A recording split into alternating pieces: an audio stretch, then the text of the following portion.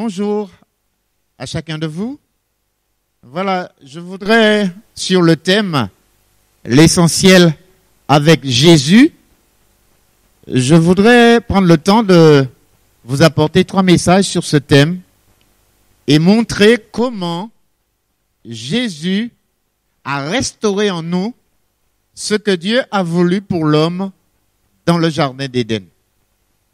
Alors, nous essaierons au cours de ces messages de montrer ce que Dieu a fait en l'homme.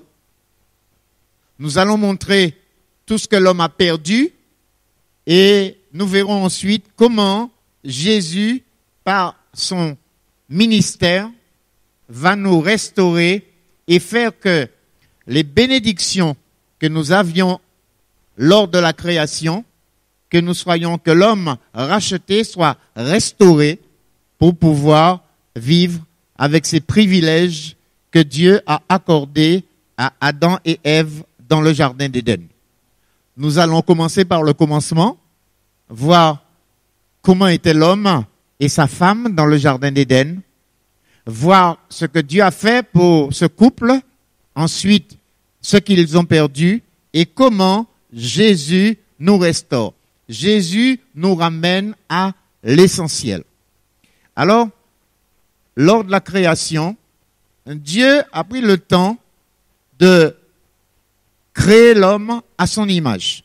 Il est écrit, et nous allons lire ce texte dans Genèse, chapitre 1er, versets 26 et 27. Dieu vit que cela était bon.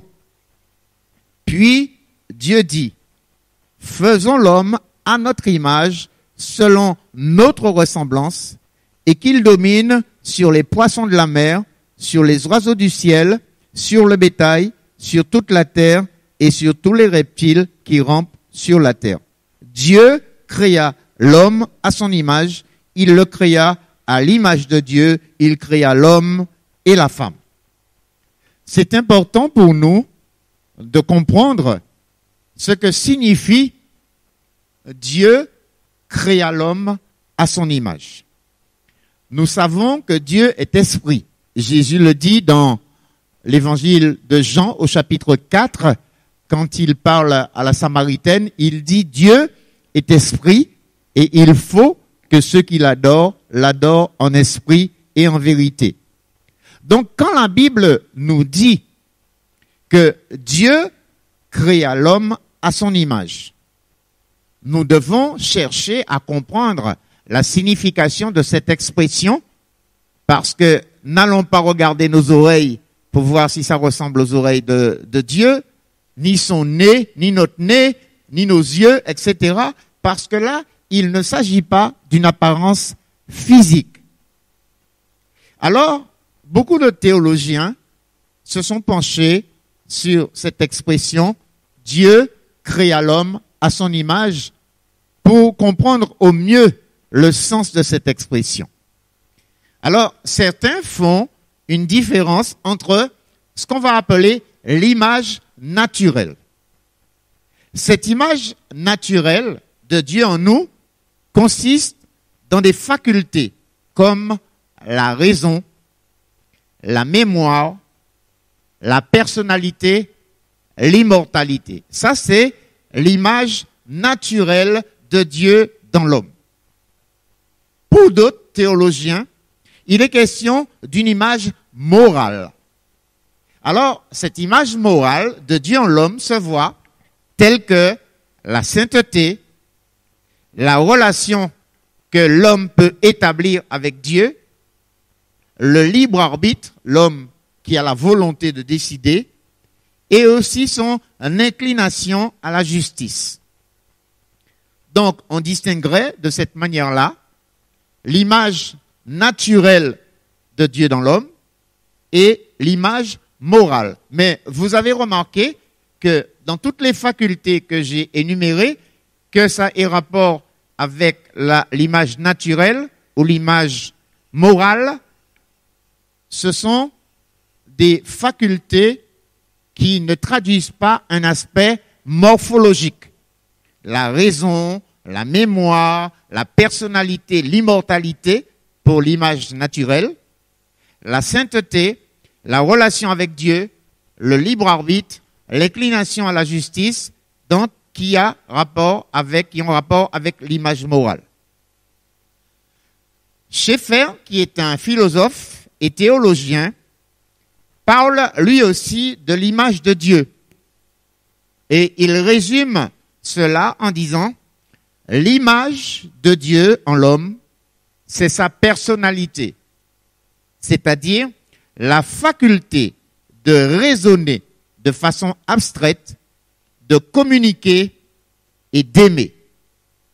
Alors, quand on entend tout cela, on se rend bien compte que ces facultés-là affectent l'intellect, affectent l'esprit, affectent le cœur, mais, et je le répète, l'image de Dieu dans l'homme n'a rien à voir avec des traits morphologiques parce que Dieu est esprit. Donc, quand on considère cette image morale et cette image naturelle, ce que l'on remarque, c'est que quand on lit Genèse, chapitre 3, qui nous parle de la chute de l'homme, on voit que le péché a déformé l'image de Dieu dans l'homme. Cette image-là est complètement déformée et quand on lit le texte, on fera allusion tout à l'heure, on voit un homme qui a peur, un homme qui se cache pour que Dieu ne le retrouve pas. On voit à ce moment-là des limitations dans l'homme que l'homme ne connaissait pas avant la chute. Donc, le péché a déformé, je dis bien déformé, l'image de Dieu dans l'homme. Cette image, Jésus est capable de la restaurer. Et c'est le thème principal du message. Alors que Dieu nous a créés à son image, alors que l'homme, Adam et Ève, jouissait dans le jardin d'Éden de privilèges extraordinaires, le péché, en entrant dans le monde, eh bien, le péché a déformé cette image. Nous en parlerons tout au long de ces messages pour montrer en quoi c'est déformé et en quoi et comment Jésus restaure l'image de Dieu dans l'homme. Alors nous irons pas à pas, parce que c'est une étude qui n'est pas facile à mener, et il est bon de faire comprendre les choses, de ne pas aller trop vite. Je voudrais, avec vous, comprendre comment étaient Adam et Ève dans le jardin d'Éden. Quand je regarde les attributs de Dieu, Dieu est bon, Dieu est amour, Dieu est juste, et on pourrait continuer à en citer d'autres attributs de Dieu, puisque l'homme a été créé à l'image de Dieu, on se rend compte qu'on avait dans le jardin d'Éden un couple idéal. D'ailleurs, la Bible dit que Adam et Ève étaient nus et ils n'avaient point honte. Nous sommes dans ce que l'on appelle la dispensation de l'innocence. Genèse, chapitre 1er, chapitre 2. Le péché n'est pas encore entré dans l'humanité. Et l'homme jouit d'un bonheur extraordinaire, d'une communion parfaite avec Dieu, et tout se passe à merveille dans le jardin d'Éden avant la chute. Et l'on peut comprendre les attributs de Dieu, on les retrouvait parfaitement dans l'homme, parce que le péché n'avait pas encore fait les ravages que nous connaissons. Il est bon pour nous, pour peut-être mieux comprendre, de personnaliser un peu les choses. Je vais prendre mon cas et vous pourriez vous aussi prendre votre cas et essayer avant notre conversion, pour comprendre ce que Jésus fait en nous, chercher à comprendre qui nous étions avant notre conversion. Je vais prendre 4 caractères de Dieu. Sa bonté, son amour, sa justice et sa sainteté. ces caractères-là étaient dans l'homme. Mais à cause de la chute, et moi je veux me regarder avant ma conversion, c'est pour vous aider à comprendre comment Jésus m'a restauré et comment Jésus restaure l'individu. Concernant la bonté, je ne serai pas fier de vous dire comment j'agissais. Et quand quelqu'un était méchant avec moi, eh bien, c'est sûr que c'est pas quelqu'un que j'allais aimer. Or, Dieu, lui, il aime les bons comme les méchants. Il le dit dans sa parole. Il fait pleuvoir sa bénédiction sur les bons comme sur les méchants. D'ailleurs, quand on lit le psaume 73, on voit que Asaph, il est perplexe de voir que les méchants réussissent, alors que lui qui est pieux, lui qui passe son temps dans la prière, eh bien, il n'est pas béni matériellement. Donc, la bonté de Dieu s'exerce pour tous les hommes. Que l'on soit enfant de Dieu ou que l'on ne soit pas enfant de Dieu, Dieu aime tous les hommes. Je n'ai pas beaucoup de mal, et si je disais le contraire, vous ne me croirez pas. Concernant la bonté, eh bien, c'est ce que je viens de dire. Quand on pouvait se détourner des gens qui étaient mauvais pour nous, eh bien, on le faisait. Donc, on voit déjà au travers de cette attitude que nous avons que l'image de Dieu est déformée en nous. Deuxième point, je regarde l'amour de Dieu. La Bible nous dit, et c'est l'apôtre Jean qui le dit et qui en parle beaucoup dans sa première épître, Dieu est amour. Dieu aime tous les hommes.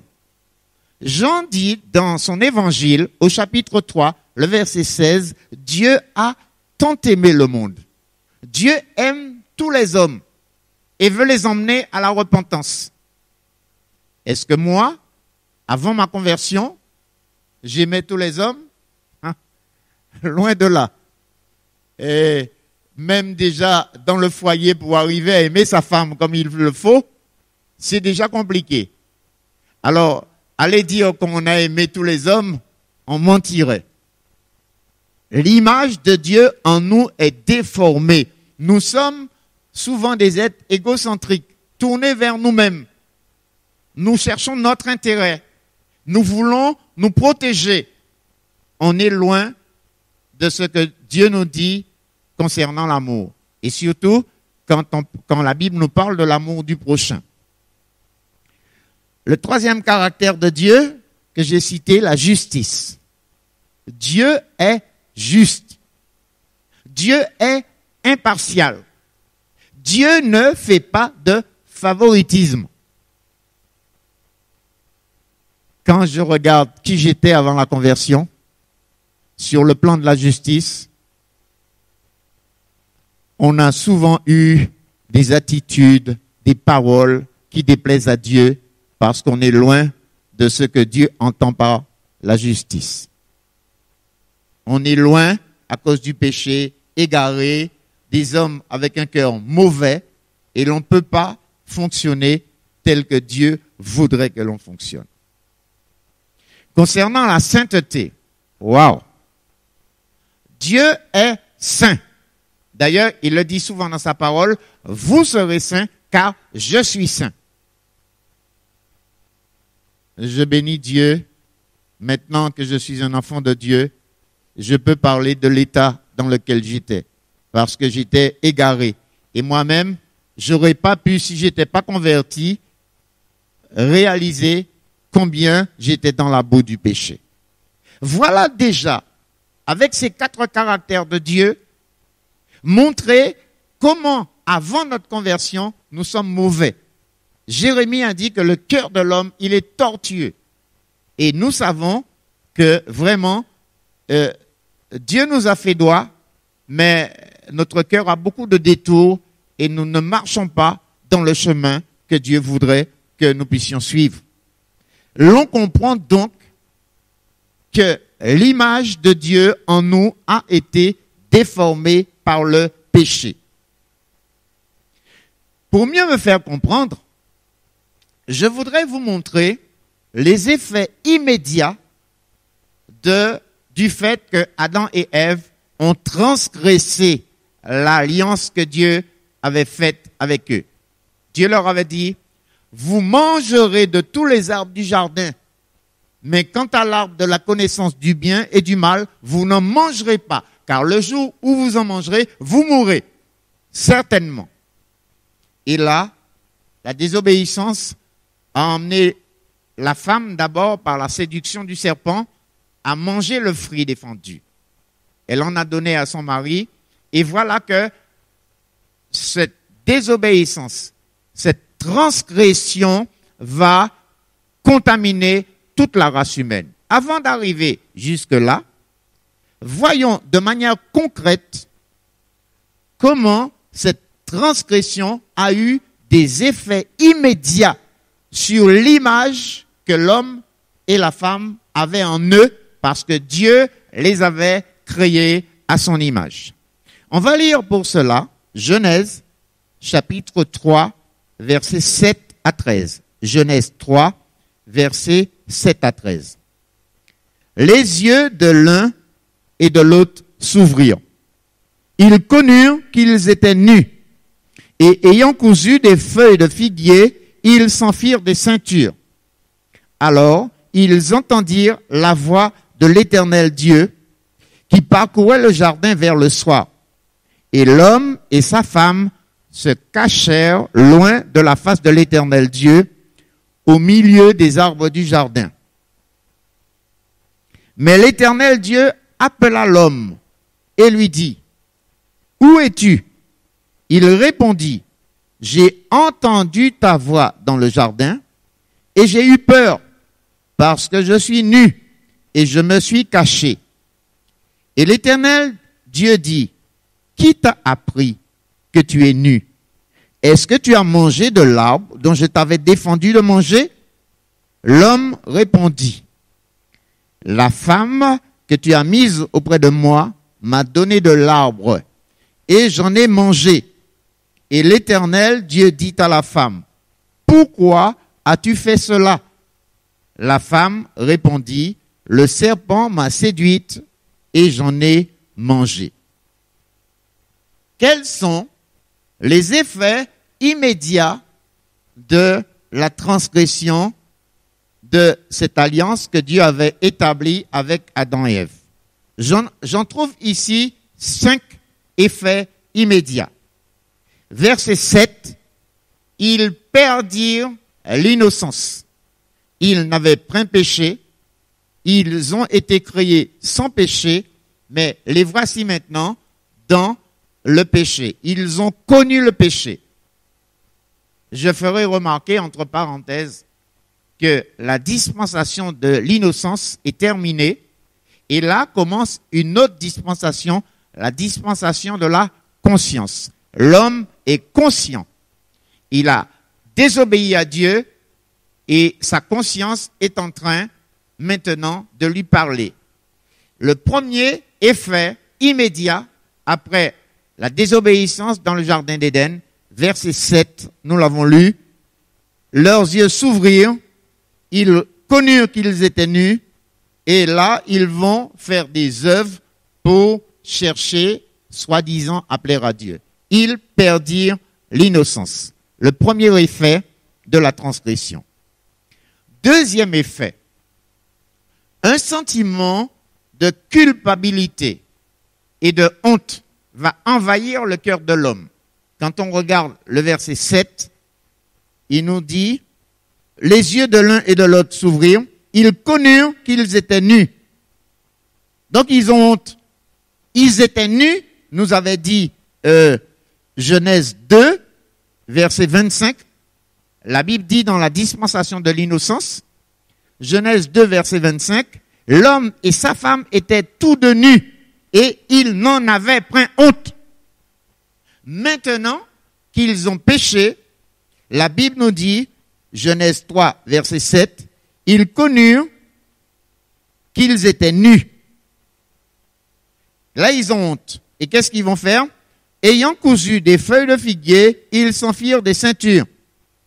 Alors, ils entendirent la voix de l'Éternel Dieu qui parcourait le jardin vers le soir.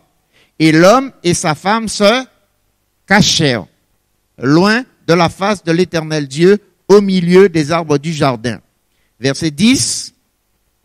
Quand l'Éternel va appeler Adam, Adam va dire, j'ai entendu ta voix dans le jardin et j'ai eu peur.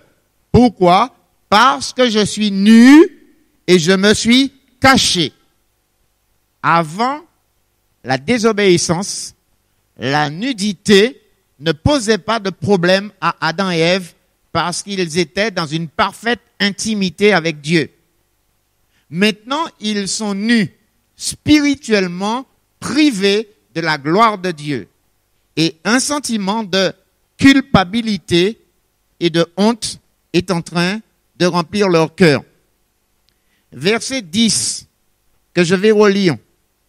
J'ai entendu ta voix dans le jardin et j'ai eu peur parce que je suis nu et je me suis caché. Un sentiment de crainte. Je me suis caché. J'ai peur d'être en face de toi. Je ne veux pas que tu viennes en ma présence parce que je suis laid, parce que j'ai fait ce que j'aurais pas dû faire. Et là, c'est ce que Dieu avait dit, le jour où vous en mangerez, vous mourrez certainement. Il s'agissait bien sûr de la mort spirituelle parce que Adam et Ève sont vivants physiquement. Et nous aurons le temps de bien développer ce thème pour voir comment Jésus nous a restaurés. Il y a là la séparation avec Dieu. Je me suis caché. Je me suis caché. J'ai eu peur parce que je suis nu et je me suis caché. L'homme est séparé de Dieu. La séparation spirituelle, c'est ce que nous appelons la mort spirituelle. Le péché nous prive de la communion avec Dieu. Et là, c'est le troisième effet immédiat de la désobéissance d'Adam et Ève. Verset 7, je reviens dessus. Les yeux de l'un et de l'autre s'ouvrirent. Ils connurent qu'ils étaient nus et ayant cousu des feuilles de figuier, ils s'en firent des ceintures. Quand on est en faute, on a tendance à compenser, à faire des œuvres pour plaire à l'autre.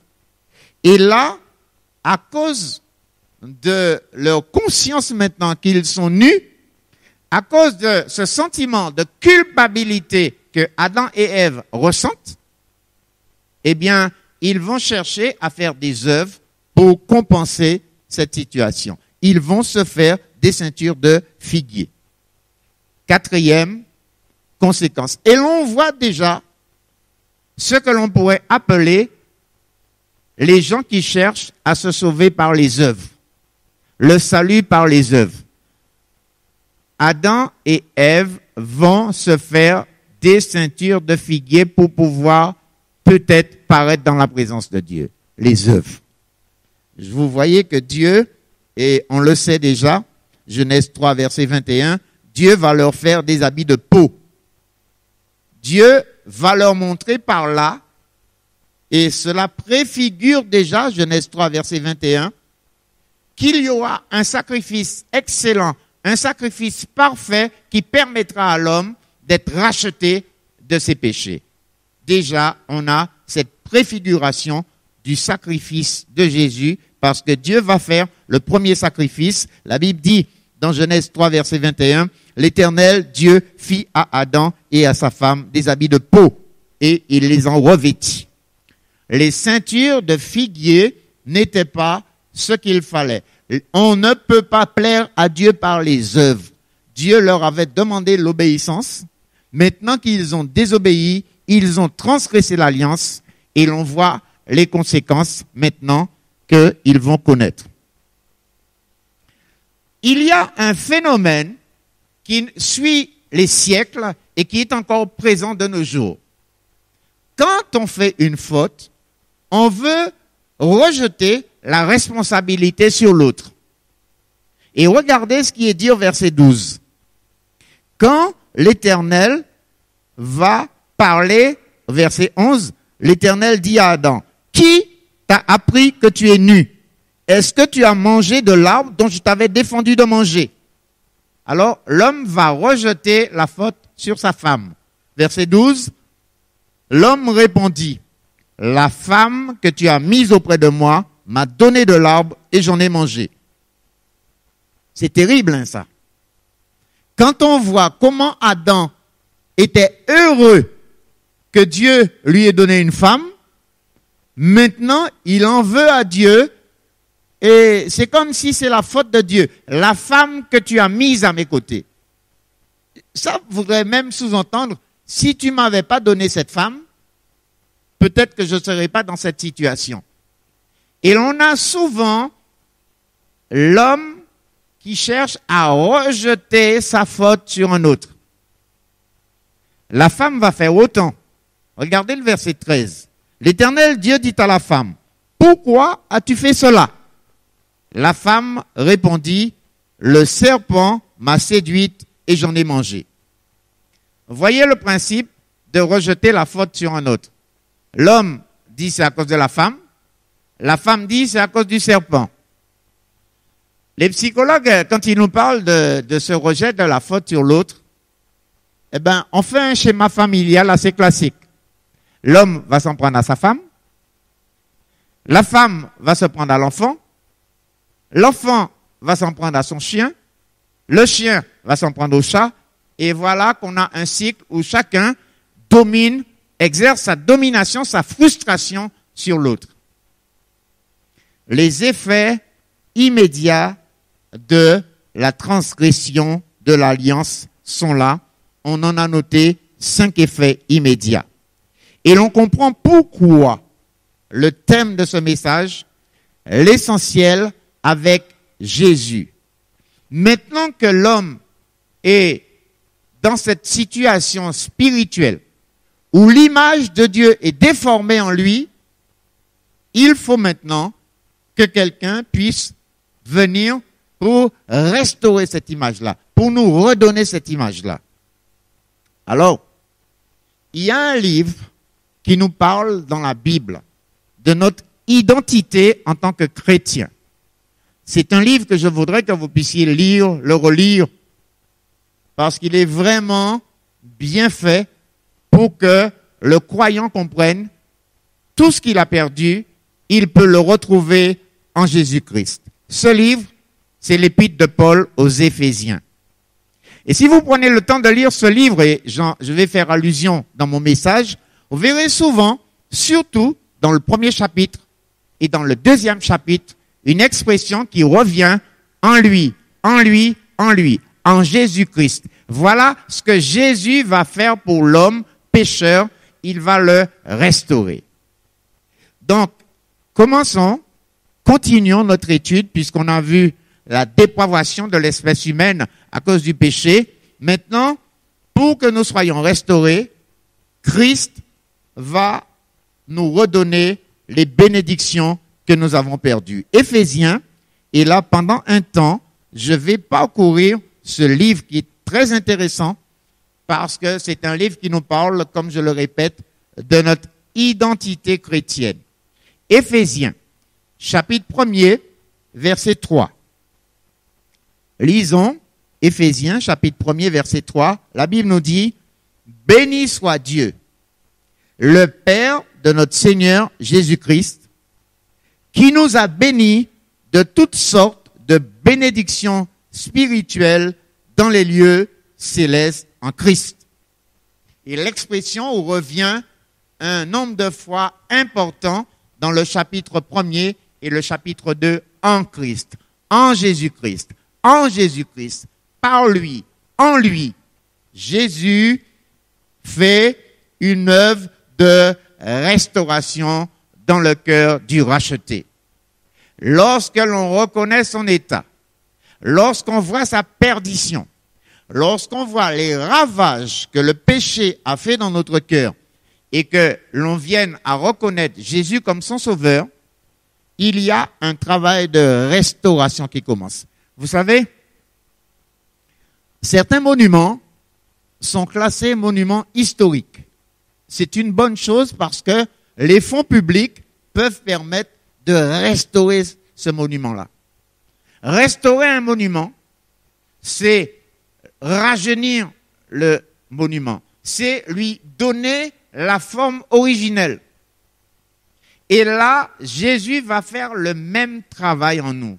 Jésus va nous redonner les bénédictions que nous avions avec Dieu avant la chute. Je relis le verset 3 de Éphésiens 1er. Béni soit Dieu, le Père de notre Seigneur Jésus-Christ, qui nous a bénis de toutes sortes de bénédictions spirituelles dans les lieux célestes en Christ. Et c'est ce que nous allons voir maintenant. Comment nous sommes bénis par Dieu le Père, par Jésus-Christ le Fils et par le Saint-Esprit. Ces bénédictions spirituelles que nous avions, eh bien, Dieu nous les redonne. C'est pourquoi Paul dit dans 2 Corinthiens 5, verset 17, « Si quelqu'un est en Christ, il est une nouvelle créature. Il est une nouvelle création. » Dieu est en train de nous recréer. Lorsque nous venons à Jésus-Christ, il y a une œuvre de régénération qui se fait en nous. Une œuvre, c'est ce qu'on appelle la nouvelle naissance.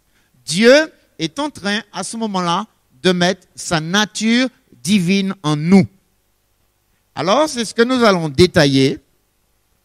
Quelles sont ces bénédictions spirituelles que Dieu nous accorde lorsque nous sommes en Christ? Déjà, que fait le Père? Éphésiens, chapitre 1er, versets 4 et 5. En lui, Dieu nous a élus avant la fondation du monde pour que nous soyons saints et irrépréhensibles devant lui, nous ayant prédestinés dans son amour à être ses enfants d'adoption par Jésus-Christ selon le bon plaisir de sa volonté, à la louange de la gloire de sa grâce qu'il nous a accordée en son bien-aimé. Qu'est-ce que le Père a fait pour nous? Il y a 4 mots qui sont importants dans cette lecture, que je vous invite à souligner. Au verset 4, Dieu nous a élus. Toujours au verset 4, un peu plus loin, pour que nous soyons saints et irrépréhensibles. Nous sommes sanctifiés. Verset 5, nous ayant prédestinés dans son amour à être ses enfants d'adoption. Nous sommes prédestinés à être adoptés. Et un peu plus loin, selon le bon plaisir de sa volonté. Dieu nous a acceptés. Je reviens sur ces 4 mots. Par Dieu, le Père, nous sommes élus, nous sommes sanctifiés, nous sommes prédestinés à être adoptés et nous sommes acceptés. Ça, c'est formidable. Voici l'œuvre de recréation, de régénération qui a commencé à notre conversion. Dieu a un plan d'élection. Dieu savait, avant la fondation du monde, tous ceux qui seront élus par grâce. Le plan d'élection de Dieu tient de la préscience de Dieu. Certains diront de notre prédestination à être son enfant. Dieu a un dessein pour l'homme. Dieu a un plan pour l'homme. Et le plan d'élection de Dieu est connu à l'avance. Il est écrit ici, en lui, Dieu nous a élus avant la fondation du monde. Dieu savait comment il allait dérouler les choses dans le temps. Son dessein s'accomplit toujours. Nous sommes élus avant la fondation du monde. Quelle grâce Dieu nous a-t-il accordé. Ensuite, nous réalisons que nous sommes, au verset 4, saints et irrépréhensibles. Dieu fait une œuvre de sanctification en nous. Ça, c'est important. Le Saint-Esprit est à l'œuvre dans le cœur du croyant. Quand nous venons à Dieu par la repentance, nous connaissons ce que les théologiens appellent la sanctification immédiate. Ça veut dire quoi? Ça veut dire que le jour où j'ai confessé tous mes péchés à Dieu, que je suis passé par la repentance, eh bien, Dieu a effacé tous mes péchés. Et la Bible me déclare saint. La Bible me déclare sanctifié. La Bible me déclare justifié. Romains, chapitre 5, la Bible me dit que je suis justifié par la foi en Jésus-Christ. Ça veut dire que quand je me repens et que je reconnais Jésus comme mon sauveur, tous mes péchés sont effacés. Dieu ne les verra plus. Je suis saint. Je suis irrépréhensible à ce moment-là. Seulement, et vous allez me le dire, ça n'a pas fait pour moi, pour autant, un être parfait. Et malheureusement, à cause de ma mauvaise nature que je cherche à crucifier, je continue à faire des choses qui ne sont pas agréables à Dieu. Et le Saint-Esprit déploie une certaine coopération avec moi pour m'aider à grandir dans la sanctification, à rejeter ce qui ne plaît pas à Dieu. Je vis quotidiennement ce qu'on appelle la sanctification progressive. J'ai connu la sanctification instantanée quand je suis passé par la repentance. Dieu m'a lavé complètement, mais à cause de mes transgressions, à cause encore de mes péchés étant rachetés, eh bien, le Saint-Esprit a besoin de faire cette œuvre en moi pour m'aider à grandir dans la maturité spirituelle. Ça prend un peu de temps. Ça prend du temps parce que cette vieille nature nous a tellement corrompus que notre cœur, même si notre esprit était prompt à plaire à Dieu, eh bien, notre cœur a besoin d'être débarrassé de beaucoup de choses. Et vous savez très bien comment l'apôtre Paul en parle dans l'épître aux Galates et dans l'épître aux Romains. Ce combat qui se livre dans le cœur du croyant, qui comprend ce qui plaît à Dieu, qui devrait marcher par l'esprit, mais la chair continue par ses convoitises, à piéger le chrétien. C'est cela que le Saint-Esprit veut faire, nous sanctifier, nous rendre irrépréhensibles. La troisième bénédiction, nous l'avons lu au verset 5, Éphésiens 1, verset 5. Nous sommes prédestinés dans son amour à être ses enfants d'adoption. C'est super cela. Nous sommes adoptés par Dieu. Nous étions ennemis de Dieu. Maintenant, nous sommes réconciliés avec Dieu. Et Dieu met en nous son esprit. D'ailleurs, Paul le décrit très bien dans Romains 8. Son esprit nous pousse à appeler Dieu Abba, Père, tendre Père, Papa chéri, Papa éternel, Papa céleste, Papa d'amour. Ce Dieu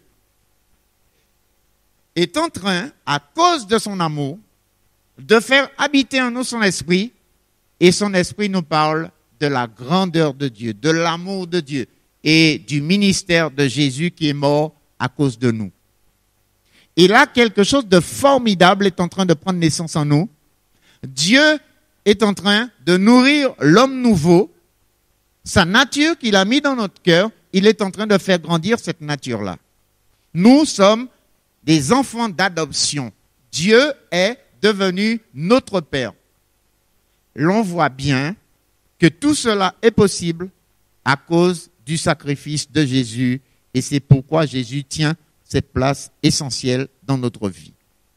La quatrième bénédiction que nous avons du Père, nous l'avons dans ce verset 5 que je relis. Nous ayant prédestinés dans son amour à être ses enfants d'adoption par Jésus-Christ selon le bon plaisir de sa volonté. Selon le bon plaisir de sa volonté. Dieu nous a acceptés. Dieu nous a rapprochés de lui. Dieu nous aime vraiment et l'amour qu'il a pour nous dépasse même ce que nous pourrions comprendre. Nous sommes devenus ses enfants. Je me rappelle ici dans 2 Corinthiens 6 comment Paul décrit l'homme en lui disant de sortir du péché.